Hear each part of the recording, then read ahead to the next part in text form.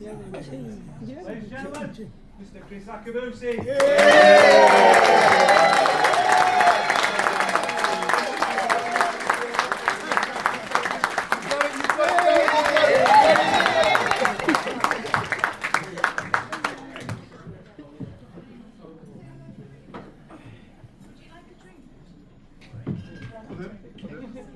Wow, can you believe this? I can't. It's just totally amazing, isn't it? We'll wait till we get some drinks, shall we? Get sorted. I should be pouring that really, don't think. Not a very good host, is it really?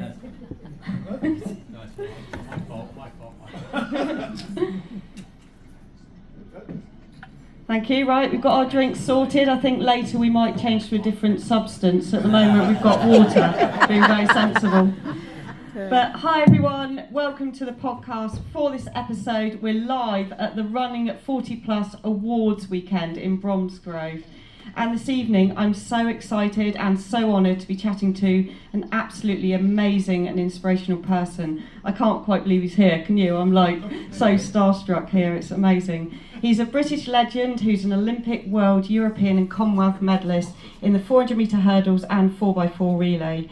He has many medals, which include gold in the European Champs and the Commonwealth Games in the 400 metre hurdles, and he was very famously the anchor leg of the quartet who won the 4x4 at the World Champs in Tokyo in 1991, beating the Americans. Yeah, definitely deserves an applause. He is still the British record holder for the 400 metre hurdles, yeah? Thank you very much. I'm going to love this, I'm loving this. I'm coming back every night for the next 10 nights. He's been awarded an MBE for services to athletics. Yeah, and he's well known for his immense personality and charisma and his laugh, of course. And born in Paddington in London, his story is even more remarkable and inspirational by the fact that he has had, you know, a really difficult start in life, and despite a tough childhood where he was raised in care, his steely determination saw him have the motivation to join the army where his athletics career developed. And since his athletics career, he's appeared on numerous TV shows. I think there's not a show we haven't seen him on, and he had a lot of presenting roles and roles on news shows as well. And he's now continues to be a hugely successful motivational speaker and continues to spread his enthusiasm, wise words and joy for life. So please join me in welcoming the one, the only, Kriss Akabusi MBE! You're all too kind, thank you very much. So thanks so much for joining, Kriss. As you can see, he's already lighting up the room. Absolutely amazing. And so how are you? I'm doing fantastic, Joe. I had the pleasure of speaking to Jo a couple of days ago. She's thoroughly researched, she's got it down. I know I'm going to have a great time. I'm looking forward to every single second. All right.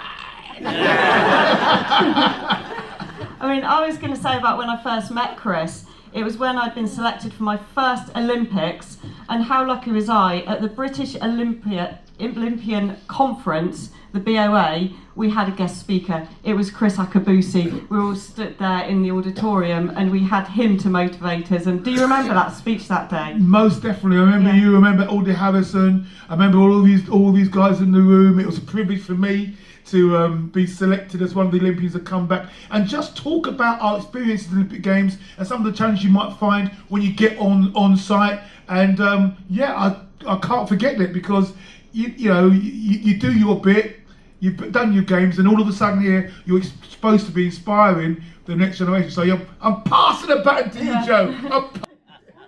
Yeah, I mean, I came out of the room buzzing. You thought, yeah, come on, we're going to the Olympics now. Yeah, it's totally amazing. And I hear you still carry around one of your medals. Have you got it with you? Yeah. The day I've not got it, it'd be because I'm moulding in the grave. But the medal will be there, it's just I won't be there anymore. So this is my very first medal. It's an Olympic silver medal, 1984. Thank you very much. And I carry that around with me because, like you said, in my background and recognising that one person changed my life materially.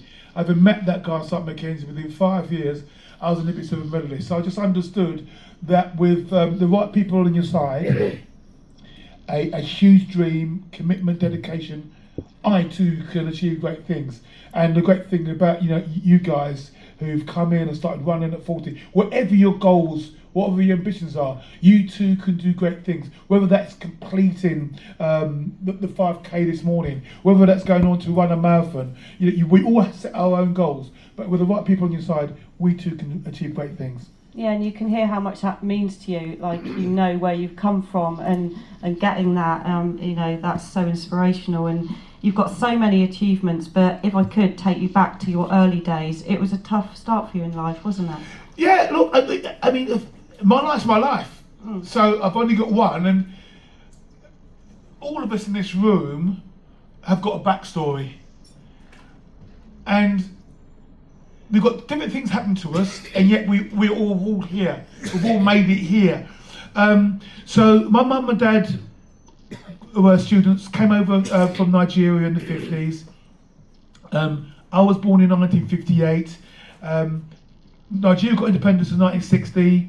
They go back to their country to build the nation. I get left here to benefit from my British passport. But within 7 years, there's a civil war in Nigeria, and I'm in a children's home. And have you got that picture of me in the children's home? I saw, because when I came in earlier, we were flicking through the slide text.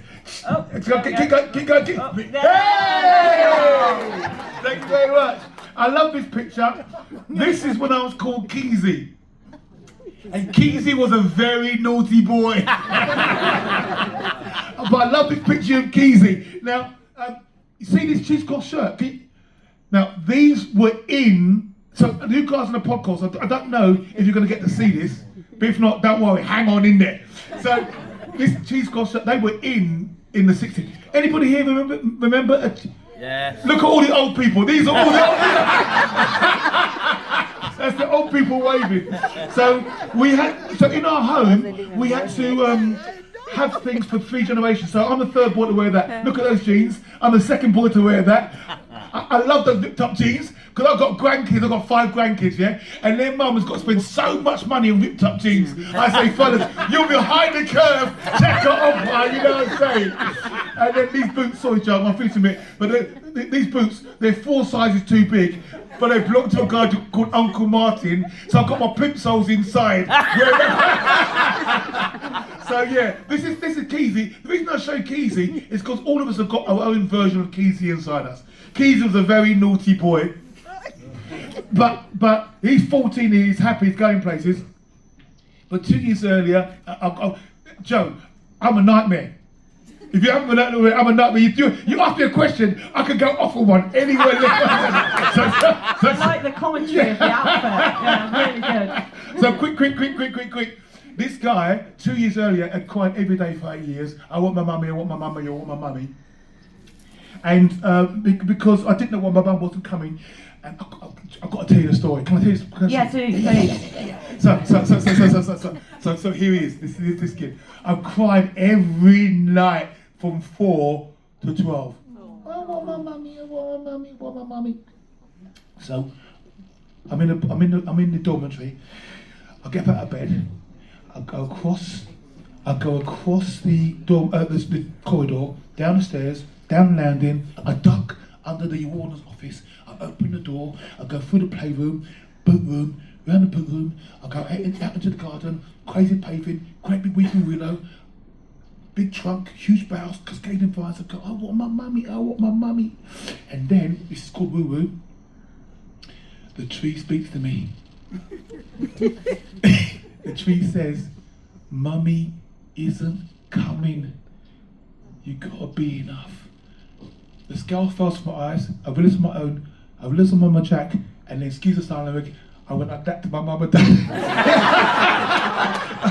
I flicked the V's, and that was really important because I decided to be in control of my own life, and that's why this boy was a naughty boy. But while he was a naughty boy for a couple of years, I got the cane and all that sort of stuff. At least I've taken charge of my life, and we're going to talk about somebody who I met in the army who changed my life. So there is a saying, it's not how you start that matters, it's how you finish that counts. And I'm a living example of that story. Keezy was a naughty boy. I know you don't believe that. I was a nightmare in the classroom. I now understand when they said I was a disruptive influence. I used to flick pellets at teachers and all sorts. And then Mr. Moses, I'm finished. I'm gonna chuck. He used to chuck the chalkboard rubber. I ducked, and he would hit the poor girl next to me. Anyway, Jack, I'm back to you. Well, I heard you say before that the teachers actually said to you, "Stop running around and talking," and it's made you very successful. Exactly. Yeah. Well done, Joe. Exactly So that. it all worked out. But how do you think those tough, difficult years actually influenced you? In that, did it help you to become the resilient and successful person? In that, you are just so resilient and so inspirational. And did that have an effect on you? Yeah, I'm sure, because you've got to fight for your place in the world. I keep on saying I can't tell you how naughty Keezy was as a little boy, but what it is that actually once you turn around and you find something that speaks to you, as sport spoke to me, as running spoke to me, once you find something to commit to, once you find people that actually believe in you, then you begin to believe in yourself, and you begin to see another side of you. So we have all got a whole raft of different skills, gifts, talents, abilities, ways of being in the world. And you could be like, just stay here with a naughty boy, or actually explore these others. And I think, yes, the start gave me determination, purely because I wanted to belong. When I say Keezy was a naughty boy, actually what Keezy was doing was trying to belong to this group, and I was trying to be what I thought they wanted me to be, which was to be the clown. I was a daredevil. I would do what nobody else dared do. Keezy, go on, Keezy. And Keezy would go off and do it and get the cane, and everyone was laughing. But the problem was, when I left school with 9 no levels. So they were laughing at me, not with me. But when I joined the army and I got a little bit of discipline, I got a little bit of belief from my troop sergeant, all of a sudden, that really, all the background was important, because I knew what I didn't want to be anymore. I knew what I wanted to be, which was an upstanding member of the military, and then in Team GB, a great representative of United Kingdom. Yeah, I know, totally amazing. And talking about joining the army, can you talk about your decision at that point in your life? I know that it was quite poignant that you felt that you kind of needed to. No one was there looking out for you. Lovely picture there of Kriss. Yeah, you guys in podcast, you're missing out. They picked up another picture. This is me actually leaving the army. This is 1990. I think I've got a little bit of fluff on my, I've got a little bit of bump fluff on my chin there. But I'm in the Army Physical Training Corps here. I've served 15 years in Her Majesty's service. It was the Queen's Army back then. I'm really, really proud of the man that became there. I left as a warrant officer class 2, so I joined up as a private, a junior signalman. I left as warrant officer class 2. I was in charge of battalion's fitness and wellness. And that was really important to me too, to be given the sort of responsibility to get units fit, ready for battle. So what was the question? I think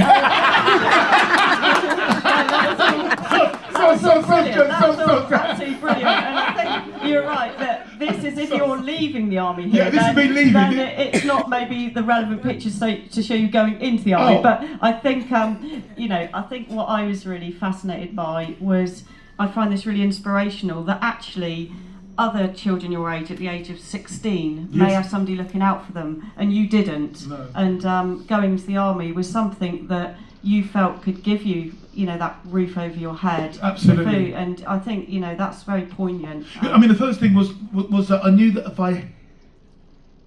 I knew at 16 and a half, if I didn't go in the army, I was going to be in trouble.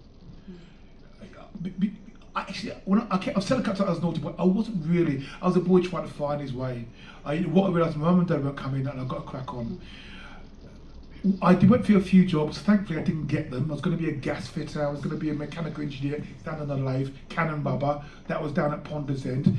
So I went for a couple of jobs. And then one of the uncles, we used to call them uncles and aunties, one of the uncles said, why don't you join the army? And so we went to the recruitment office and we looked at all the trades, and I saw a trade we said dated Sluggerfist. What's that? Not for you, son. You can be a pioneer because Mike's white. So Mike's one of the organisers. He's a pioneer. Hey, get stuck in. I'm only having a laugh. I'm only being serious. Yeah. We're going to bring him in a minute. We're going to talk about you beating him in a minute. So I decided to be a data telegraphist, and I didn't know how to spell it even, but there you go. I was going to do it. It sounded quite interesting. But you were right, Joe. When I jumped on that train from King's Cross to Newcastle, why I Divanali. Yeah, that's my Welsh. How you got it? I changed. First of all, I changed my name from Keezy to Kriss. And like you said, I joined the army. I was going to get 3 square meals a day. 3 square meals a day. I'd have a roof over my head, and I'd get some clothes. I mean, they were green, but they were clothes. Safety, security, place to belong.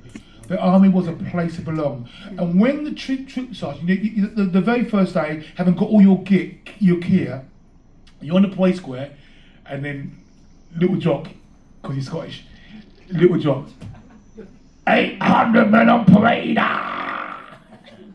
By the end of the 28 weeks, some will be sick, some will be lame, some will go to mama. And he bawled this out across the parade square. And again, when he said that, I thought, no, I'm not going to be leaving here. I'm going to stick here. So all of a sudden, I wanted something. I was going to work hard for something. And each week, people are going sick, lame, lazy, off to mum. At the end of 28 weeks, I was there at pass out parade. And I went from being a junior signalman to being a signalman. And it was one of the proudest moments of my life. Because it was the first time, apart from flicking the V's for my mum and dad, that I'd taken charge of my life and made it happen. So yeah, it was such an important part. I can remember being on the parade square and thinking everybody in Edmonton County, they're still in bed, and I'm on the parade square doing all that. But I stuck it. Weapon drill, I stuck it. NBC, gas. I stuck it. I stuck everything. So yeah, a very important moment to pass out 28 weeks later. Yeah, no, you should be so proud. And talking about your time in the army, this may not be so significant for you as it is for Martin, our co-founder. Yeah, so the story is that Martin met you in the army and mistakenly thought that perhaps he could beat you over 200 metres, seeing as your main individual event was the 400 metre hurdles. But not surprisingly, he was wrong. Exactly. But he was second to you, which I still think is really impressive. Martin, come here. Give it up for Martin, ladies and gentlemen. Give it up for Martin. I want Martin to tell the story, because you know what happens next. Come on, Martin. Yeah, he was.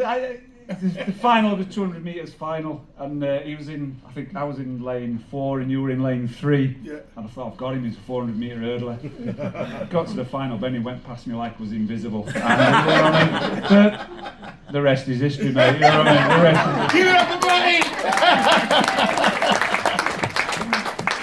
But talking about your time in the army, Martin always says to me he was so impressed that you always would turn out for the army. You know, even though you'd become, a staple part of the British team, you always turned out for the army, and that meant a lot to everyone in the country and the army. It's amazing. And you got selected at the beginning of your athletics chapter. You get your first call up for the British team in the 4x4 relay to be part of the squad for the 1983 World Championships. And what do you remember about your feelings of your first call up? Did it make you think, yes, I belong at this level, I finally got there? What were your feelings getting your first call up? The first call up was quite surreal, really, because you spend your time and you watch TV. I mean, back in the day, athletics was really, really huge. Co, Cram, Ovette, Thompson. So I've grown up and watched that on Grandstand and whatever. And then I was the inter-services champion, and I was actually quite happy running for the army and being inter-services champion. And there was a guy called Clarence Callender. He was a 100 metre runner in the army. You're Cally, yeah. Yeah, of course you're Cally. So Clarence Callender, we were in the same army team. And he said to me, why don't you ever go to the UK champs? And I said to him, well, that's where all the good guys are. So he said, well, how do you know if you're any good if you don't go there? So I said, okay, this is 1983. So I jumped up there in my Toyota Celica, And I'm up in it. I go to it was Gearson. Oh no, it was Edinburgh. Somewhere north of Watford anyway. So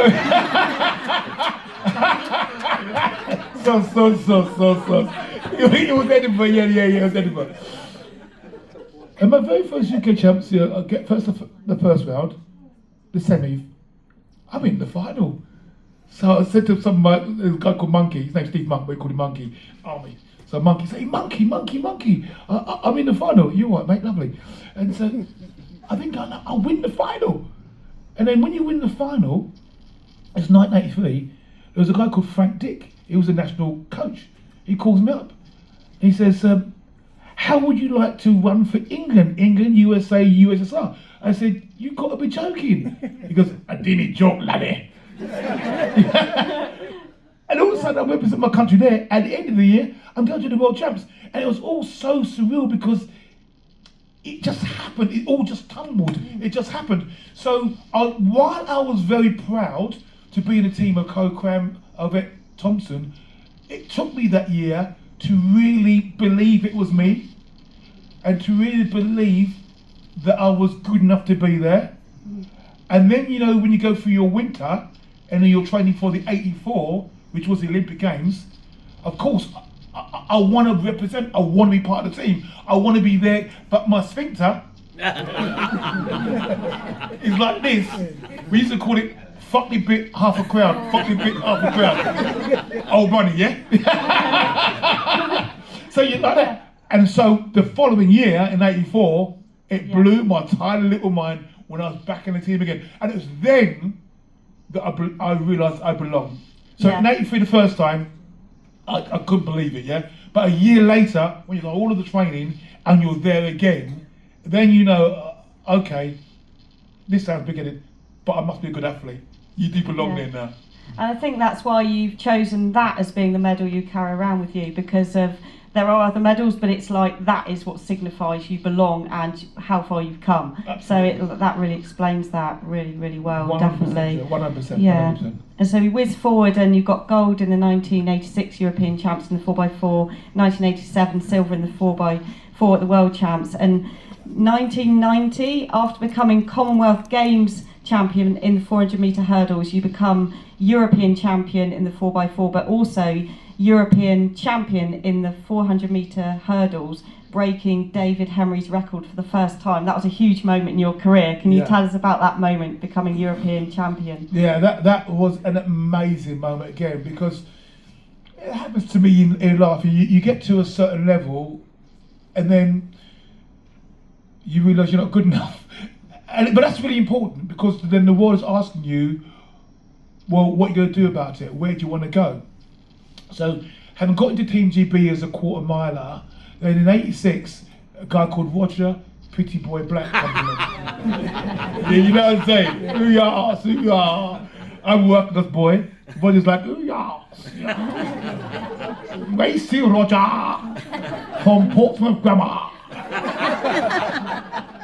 How are you? Yes, darling. So Roger's studying to be a doctor. Mother's a doctor. Father's a doctor. Roger is going to be a doctor, darling. Anyway, I transgress. Whatever. I digress. Thank you very much, brother. Thank you very much. Transgress. I digress. Thank you very much. So Roger Pretty Boy Black comes along. Dave Redmond come along. These are two young guns. They are absolutely amazing. They blow my socks off.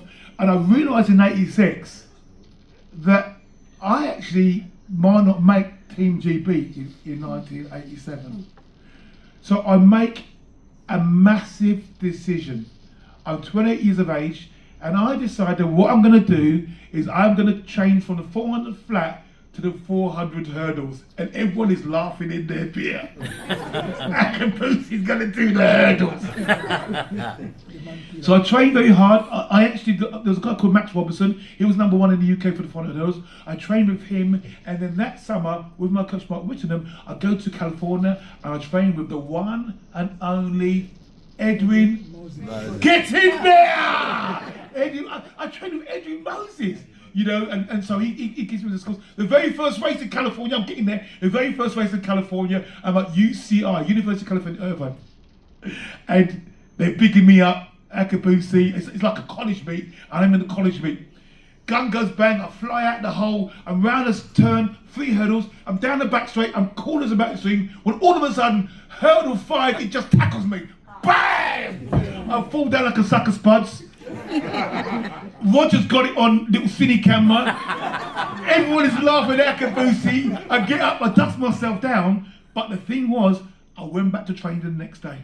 The next day I'm training, I go to the UK champs, I beat Max Robertson, who I've been training with. I become a UK champion, and at the end of that year, I get to the world final in the 400 hurdles. I've now got myself a whole new event. I'm the best in the country, and I go on to be the best in Europe, which you say. Yeah. And so the combination was 1990 in Split. I tell you what, it felt like cheating in the semi-final. Sometimes you guys must. Sometimes when you're running, it's tough, isn't it? Sometimes you get there and it's really, really tough. But other times you're just floating. It's just easy. It's like poetry. Well, in a semi, it was like that. I got out of the hole and I flew up round and I ran 48.1 and I was jogging. I was jogging. But still, I didn't realise what was going to happen the next day. The next day, out of the hole, I fly down the back straight, I see Sven Nylander, Swedish, come past me, or when I say past me, he's going the wrong way. Like you, Martin.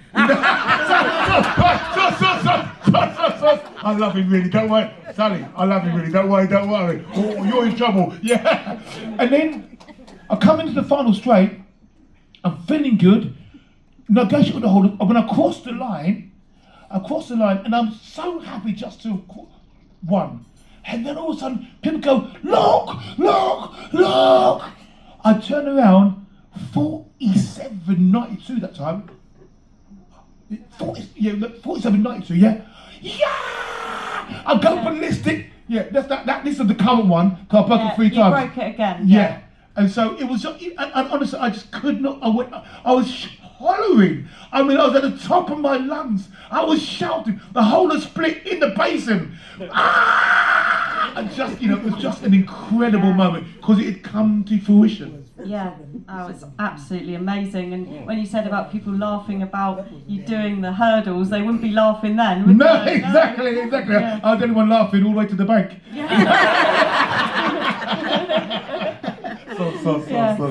So now we must come to what I think has been what you'd say is your most special athletics moment, and it's one of the most iconic moments in British sporting history. It's that 4x4 gold at the World Championships in Tokyo in 1991. It inspired a generation, didn't it? The team Roger Black, Derek Redmond, John Regis and you on the anchor leg.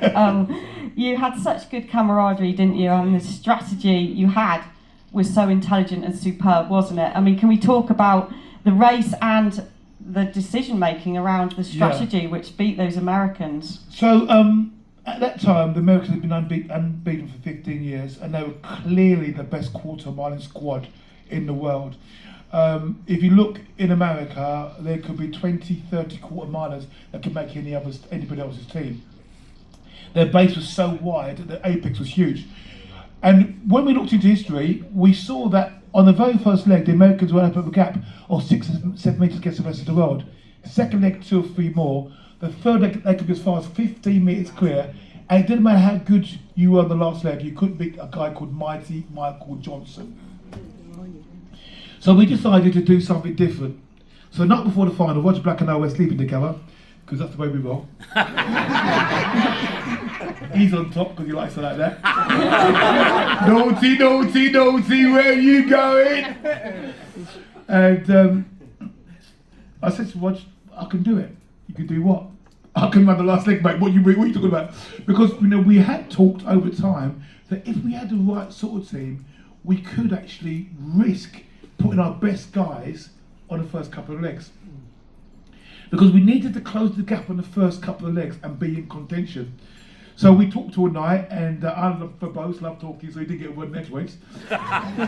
Went to breakfast, saw Derek and John, they agreed, and then we went to management. Slight problem, yeah? Semi-intellectual discussion in management. Big guy, little guy. Roger, are you mad? You're the best quarter mile in this country, you've got to go first. Derek, no.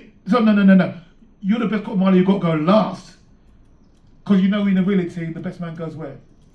Thank you very much. You're the best quarter mile, you've got to go last. Derek, you're the only other quarter mile, you've got to go first. Akabusi, Regis, you guys are rubbish. Get rid of them. Two guys listening says, okay, hang on. These guys on the track while we're in the bleachers. Let's listen to them. Little guy on your head, be it. And it was a phenomenal moment to go out on that track with John, Derek, and Roger, 100% committed to each other, fully focused on the goal, and in the best shape of our life. And it was just one of those moments when you just know it was right. When we went into the call room, everyone was looking at us as if we were stupid because, you know, you're going into your different lanes, 1 to 8, when you're different lanes, and Roger's going in there first. It was just a great moment, and I can remember it as if it was the day now when I was standing on the side of the track. Roger's getting ready to go, he's in the blocks. Derek is on the side, and John's looking at me, and we're going to do this thing. Yeah. We're actually going to go and do this thing. The commentators are going mad. Do these guys know what they're talking about? Yeah, I remember they thought this must be a mistake. What are they doing? Absolutely. Yeah. And we do have the footage of this race. And I wondered, Kriss, whether you wouldn't mind giving additional commentary because you know what was going on. Yeah. What do you think? Am I hold me back. So can we get that going, team? Yes. Yeah. There we go. So here we are, world champions of athletics. The athletes walk forward and settle on their blocks. The World Championship final of the 4x400 meters relay. And on the first leg, Roger, Pretty Boy Black. The wind freshening as they get away, and Roger Black in lane number 3 goes straight away, closes right down on the Jamaican. Roger Black's our best man. Started fast as well. Into the back straight though, it's Black at this stage is cut right back on the Jamaican Prato. If Roger fails, we fail. He must deliver according to our strategy. Qatar of Kenya. The first leg run in lanes and the first bend of the second leg, and then they can break. It's a technical leg. Roger's our expert, must deliver his expertise. Point is the breaking point. Roger Black, lane 3. Andrew Vatman, the Pan champion, lane 5. Qatar of Kenya, lane 8. You want to watch the battle, pass out and find out where we are. The inside is closing him down all the time. Get in there, pretty boy! Well, I think Great Britain have just got the edge. Derek Redmond now, the UK record. Derek Redmond, the only other quarter mile in our team. See what's going for America. Black 44.6 on the first leg, that's some run. And Britain got the lead they wanted. They've now got to start increasing it because they've got to give Akabusi a healthy start. Thank you very much, David Coleman. I love you too. Derek Redmond, will he stay healthy? Will he get injured? But has Redmond saved something? Ladies, don't look at Derek's lunchbox.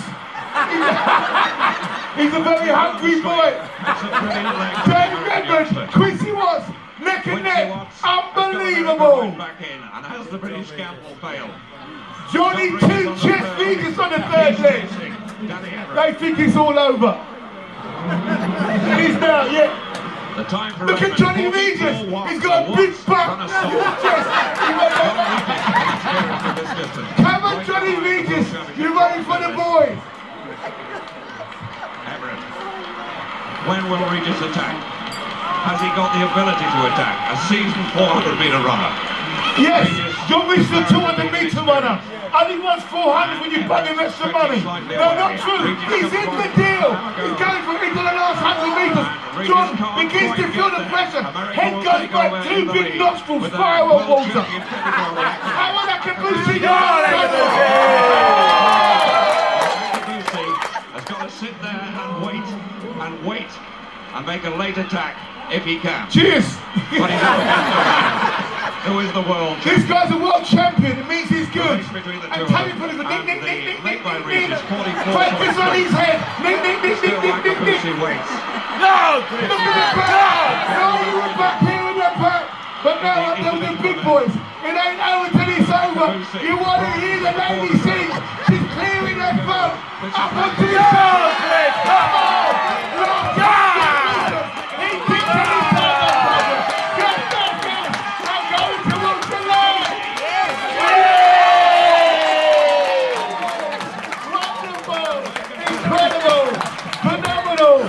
fantastic, unbelievable, and that was just me. Cut the DVD. Cut. Wow. Oh, who did that? Martin, who did that? Unbelievable. We heard you're a West Ham fan, yeah? Carrot blue, Yeah. through and through. Yeah. Who are you? Sheffield Wednesday, who are you? Go on. Come on, West Ham. Yeah, but honestly, wasn't that amazing, everyone? I mean, it's just absolutely phenomenal. Thank you very much. Thank you. It was great. It was a great moment for us, and I was laughing and joking, but we proved the truth of the adage extrapolated from a guy called Aristotle, dead by the way. The team as a whole is greater than the sum of its individual parts. The team as a whole is greater than the sum of individual deserving. It's true nowadays. It's true now at Soccer's Day, and of course running 40 plus, it's true in your day too. 4 years, 2021, you guys, Martin, Sally, have a little idea, a little dream. You float the idea, look at this room, 100 people at the awards, multiplied hundreds and thousands across now in the UK, getting together, who realise a dream, that running can be fun at 40 and can meet your own needs regardless of what that means. And it takes a great team to put it together. Well said, Chris. And I wanted to ask you about what was it like being part of that golden age of athletics? I mean, you were all so famous. Everyone knew you. Everyone watched you. You were superstars, and you still are, obviously, because it was the golden age where everyone knew you so much. What was it like being part of that? I mean, I know that I was very, very lucky to have competed in the time that I've competed in. You know, we had, I mean, gosh, first of all and foremost, there was only 4 channels on TV. BBC 1 and 2, ITV and Channel 4. And we grew up with the Phillips Night of Athletics on a Friday, Grandstand on a Saturday. They even had things like the GRE Cup, things like club athletics were shown on a Saturday. It was just incredible. You go to the UK champs, you had heats, semi-finals, finals. You had people you had more than one person in the dock in the stand. It was just an incredible moment. And we had our icons. Sebastian Coe, Lord Coe, Steve Cram, Steve Ovett, Oba Daley Thompson, Tessa Sanders, and Fatima. These were our icons that I came into the team seeing. And then the generation that I was part of, Linda Christie, Colin Jackson, Sally Gunnell, Kelly Holmes, Jonathan Edwards, Steve Backley. Every single event, we'd have 2 or 3 guys that would make finals. And, you know, we were in that sort of cauldron where iron sharpens iron and steel sharpens steel. And I see you doing it, Joe. And I see you tackling the Ruskies, the Russian sods. It's a good name for them, though. Yeah. Okay, the Ruskies, yeah. Yeah. And all of a sudden, you realise that you can do it too. And you get caught up in that wave. And then you're on TV, you know, BBC Sports Personality of the Year Awards. They think it's all out. No, think about the Question of Sport. And the Wogan Show, Jonathan Ross. All of a sudden, you've gone from just being 2, 4, 3, 5, 4, 8, 3, 5, Junior Signalman Akabusi, to being on the front screen, to being on TV, to being at these massive dinners, Park Lane. Nothing prepares you for it. You just get caught up in a vortex. And people like Ed Moses, for example, jealous. So Ed Moses, 10 consecutive years, 122 consecutive finals, undefeated, could walk down in New York and nobody would know him. Yeah. Akabusi, Naughty Keezy, comes out. When we come up from that World Champs, for example, I didn't buy a drink, I didn't pay for a meal for a good 6 months. you go out and you go, yeah, thank you, Victor. No, table 41, they paid for that, and they would you like a bottle of champagne as well? It's quite handy then, really. Yeah. Not good for your diet. But yeah, you just elevate to a whole new level. Yeah. And like you said, like even now, 30 odd years later, I mean, so I don't recognise it as much as my children. My daughters will say, Papa, you can't go out like that. Because like, you know, I get up, I chuck some threads on, I go, no, Papa, you can't, no, Papa, no. You can't go, because people see you and you look like garbage. Because, you know, you get up on a Saturday morning, you should go out and you do your whatever. But no, I've got to get dressed up because my daughter won't let me go out looking like garbage. Because people still recognise you. Yeah, it's incredible. You're mega famous. No, yeah. no, well, I was nervous. I was nervous having the opportunity to interview you. I was like, you're such a big star. I've been like, I don't know about that, but you know what, Joe? That laugh, you know that laugh. That laugh when I was a little boy, right? I laugh when I'm happy, when I'm sad, when I'm glad, when I'm bad. But I was once introduced on stage as Kriss Akabusi, the guy with the gregarious laugh, very hard to ignore, but it's well worth the effort. That's funny. And we talk about that era, the golden age, and your teammates, you know, famous too, and you do still stay in contact, don't you? Oh, and play golf together sometimes. Absolutely. Yeah. Regis is a bandit. Well, he's not. He's off 5. He's really, really good. He likes taking the money. So Regis is a bandit because he likes taking the money. Roger is one of those annoying people. He doesn't play. He plays off 18, so gets an extra shot every hole, and is still competitive. And he looks at you and goes, what? You play 3 times a week, and that's all you can do? But yeah, so regularly, guys that meet up, Brian Whittle, once you Whittle, don't know if you can remember Brian, he was a Scottish 400 flat runner, John Regis, Jeff Parsons, tall Jeff Parsons, high jumper, Steve Backley, Jonathan Edwards recently has started joining us. So yeah, there's a merry band of golfers. We meet up every month, every other month. Edison Wedderburn, he's local. He's a steeplechaser, great guy. Eddie's got this amazing voice. If you see Eddie and he drops Purple Rain on you, that's you ladies, you're in trouble. Because he slides on the floor, Purple Rain, Purple Rain. Yeah, like that. And with one day, he's had too many bevies, he was like that, and all of a sudden, Purple Rain come up, ding! Yeah, we're great fun. That's so nice. Yeah, so after 1991, your athletic success continued. You got a bronze medal in the 4x4 and a bronze medal in the 400 metre hurdles, and you lowered the British record again, and the record is still standing, isn't it? Yeah, absolutely amazing. And but so that 1992, that was my farewell year really, and I'd had a real tough year in as much as I didn't really enjoy training. It was really tough to get myself out. And again, everyone here, some of you will love running, training that is. Some of you will love the competing. But you do need both if you're going to get to the top level. And I really was the sort of person who really enjoyed my training. I mean, no one enjoys puking up, but I did enjoy my training. But in 1992, it was tough. It was tough training. And I just knew that other people were trying to take my space. So when I got to the finals Olympic Games, and I came away and I broke the British record again, I knew it was time for me to call it a day. Because once you stop enjoying training, I mean, racing is important at that level, but if you don't enjoy your training, you know you're in trouble. And so it was just great to crown that glory, to break the British record again. And again, I cannot believe, because I'm still Keezy.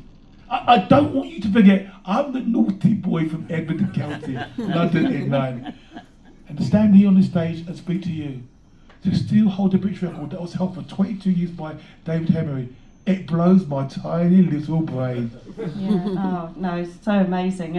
And after your competitive athletics career, you became a very famous TV star for actual TV as well as athletics, and you had presenting roles on The Big Breakfast, Record Breakers. I think you appeared on every TV show anyone could ever imagine. And I know you're still a TV regular, and also I've seen you on a lot of news channels too, because people want your wise words about a lot of topics. And when you think about your TV work, have you had a lot of fun? What are the highlights for you? Oh, I've had a load of great fun.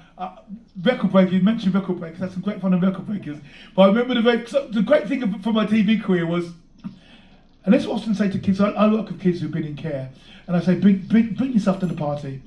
And I got on TV, not necessarily because unwise or anything like that. But just because I've got this gregarious laugh and I was a little bit zany, I go pump it up all right. And I remember Greg Charles, he was the producer of Record Breakers. They got me on there, Kriss, just be yourself, have a crack, enjoy yourself, talk about the records, yeah, blah blah blah. At the end of that season 1, he goes, Kriss, look, we want to keep you. You're good. We've got great ratings, but there's one problem. You're excitable. You're gregarious, but nobody can understand you. Because even not now. I mean, some people. I speak so quickly, you know. And I clip on. So he sent me away for some execution lessons. So I went down to London, Guildhall Street, and I went there for some execution lessons. And then we come back again for the next series. And so I said, good afternoon, boys and girls. Welcome to Record Breakers.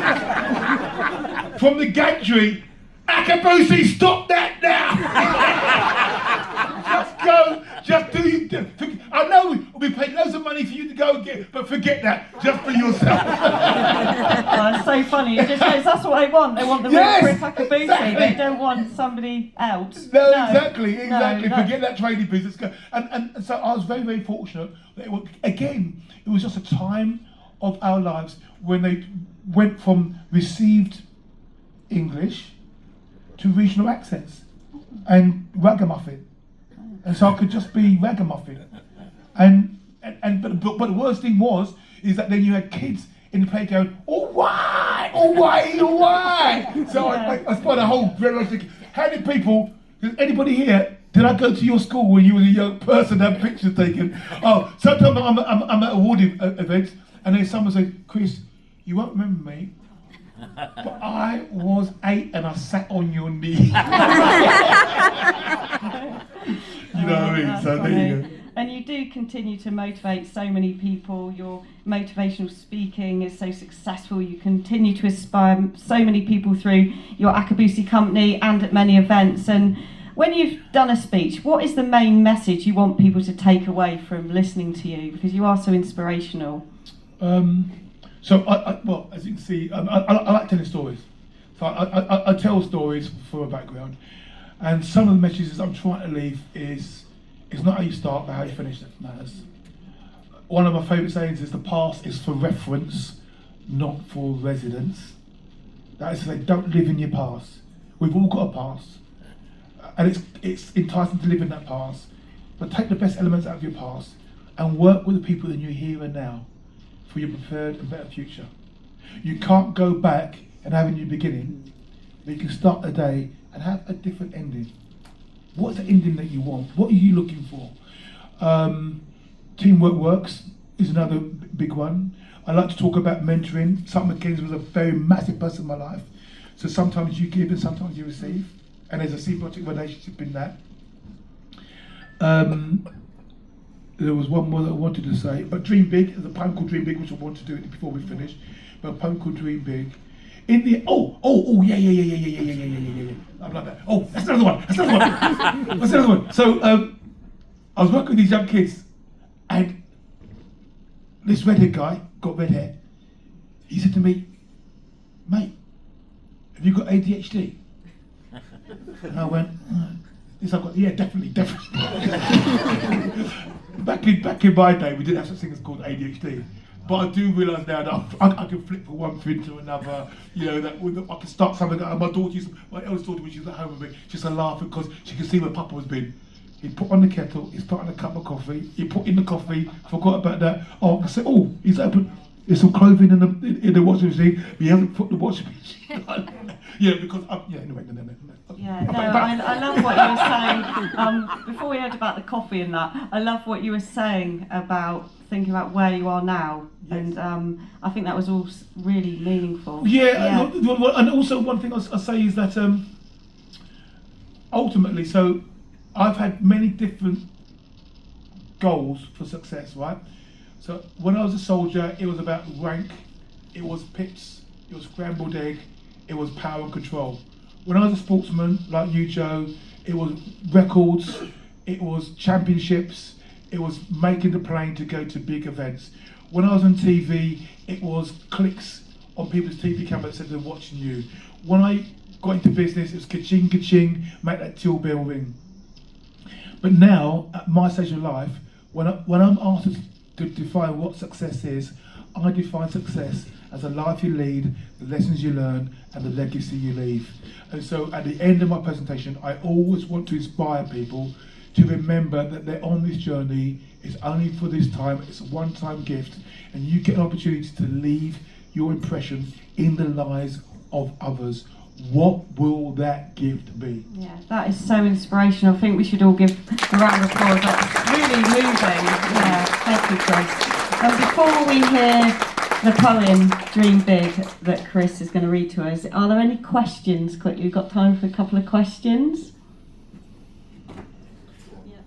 Yes, sir. I'll bring the microphone. Thank you, Joe. Hi, Kriss. Hi, bud. I was going to ask, actually, of all your achievements, and I know you brought the medal with you today, but of all the achievements, either in your running career or your previous to that, which one are you most proud of? If you could really stand up and say that the one thing that you really were proud of, one achievement. All out of all of life? Yeah. Being a dad. Oh, yeah. I love it when my children say papa, papa, papa. I love it being a papa, yeah. Yeah, no, sweet head, yeah. Oh, that's really lovely. Does someone else want to ask a question? Just one thing, Kriss. We're strong advocates of promoting positivity in sport and helping mental health. Recently, we lost Ricky Hatton. Yeah. Before that, Gary Speed. Yeah. You know, they lost the. I think, I don't know whether it's because they were highly regarded as sportsmen and they had the adoration, and then they left, and they couldn't live without that kind of, you know, fame. And also, ex-servicemen, when they come out of the army, struggle with becoming a civilian again. Yeah. You've done both. Yeah. How did you manage it, or did you ever struggle with your mental health? So I think more than the fame is the routine, the absolute clarity of who you are and what you're about. You know, whether you're a soldier or a sportsman, each day you get up and you know exactly what you're about. You know your role in the team. You know what you've got to do to uphold your end. You trust me, I trust you. We cross the road in the brick, and if anybody's firing pin, don't you? I've got your back, you got mine. Yeah.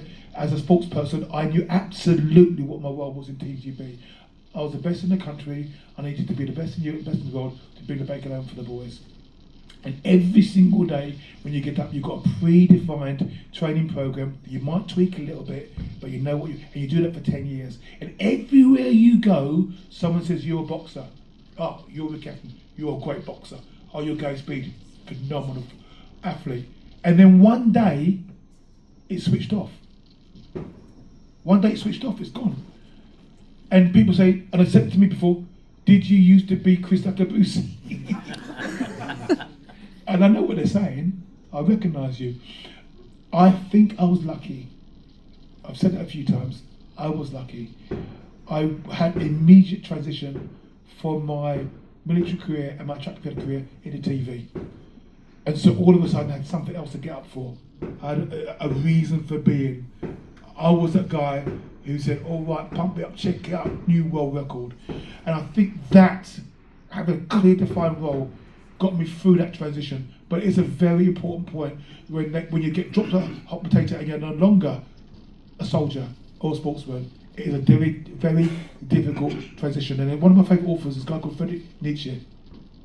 And he said this, when you look into the abyss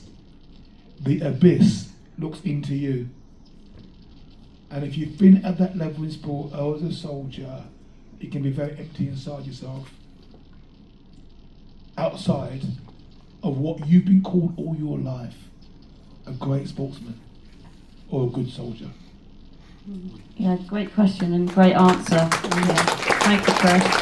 We've got time for one more question from somebody.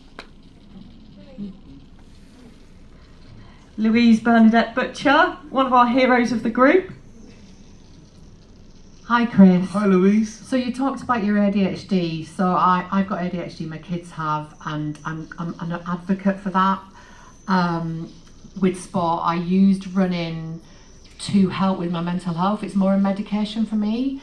Do you think that obviously back in the day ADHD wasn't as well known, but do you think putting that energy that you had into sport, into being a soldier, into that sort of energetic world helped your mental health? And if you hadn't have done it, do you think you would have struggled?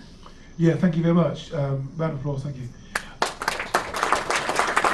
Yeah, I've said when I said that Keys was a naughty boy, Keys had ADHD, and Keys couldn't sit still, and Keys was always doing something, easily distracted, right?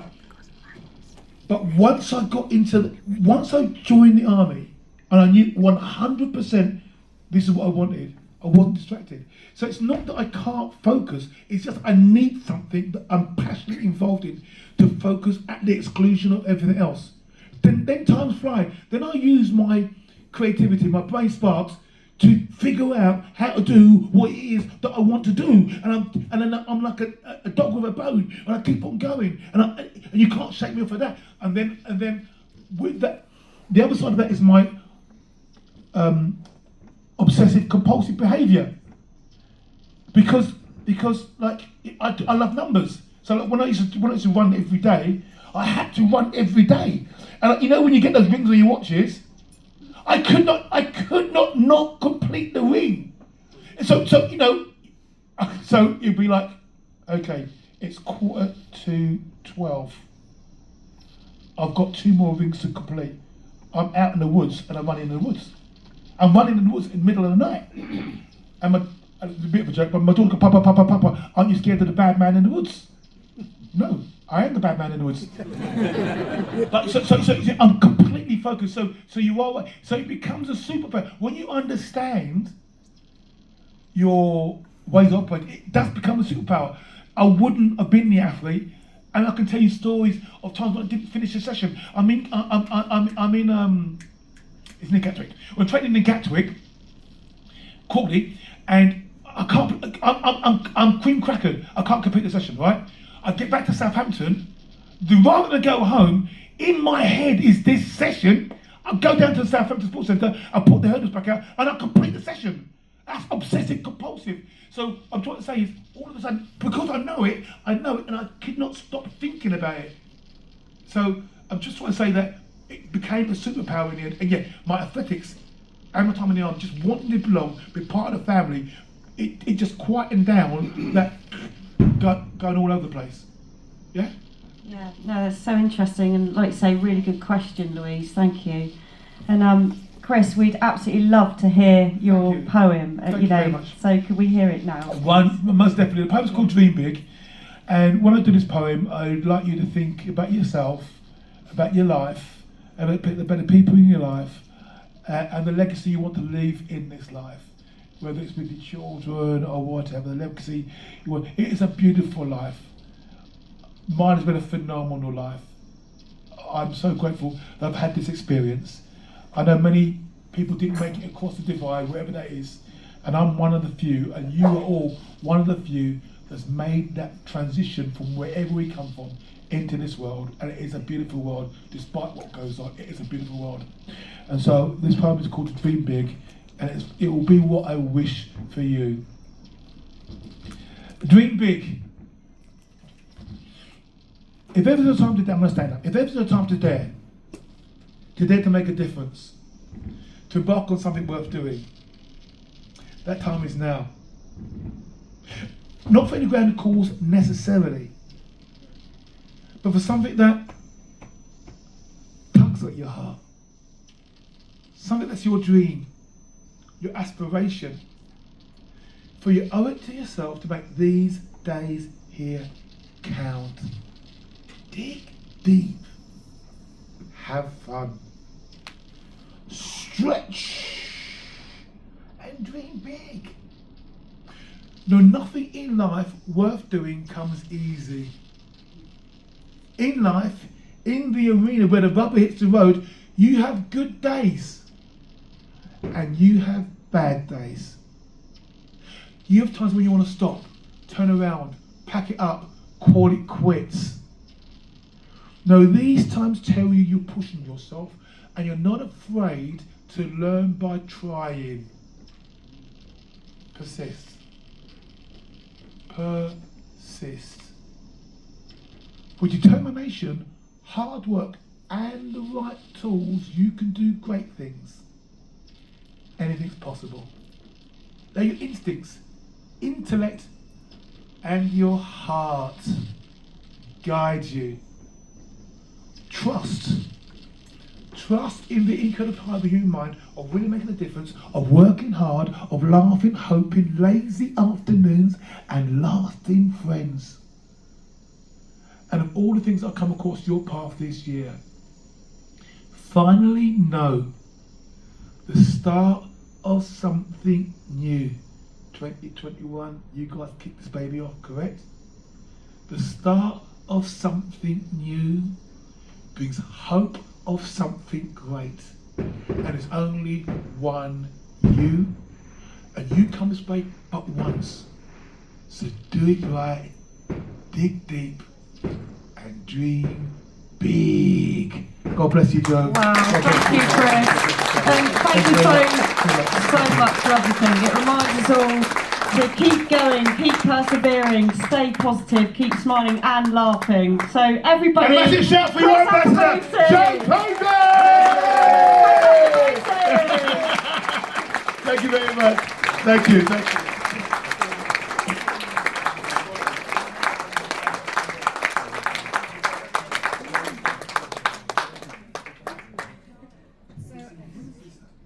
We're just going to have a little comfort break for everyone before dinner is served.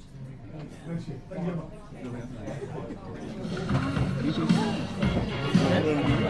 you.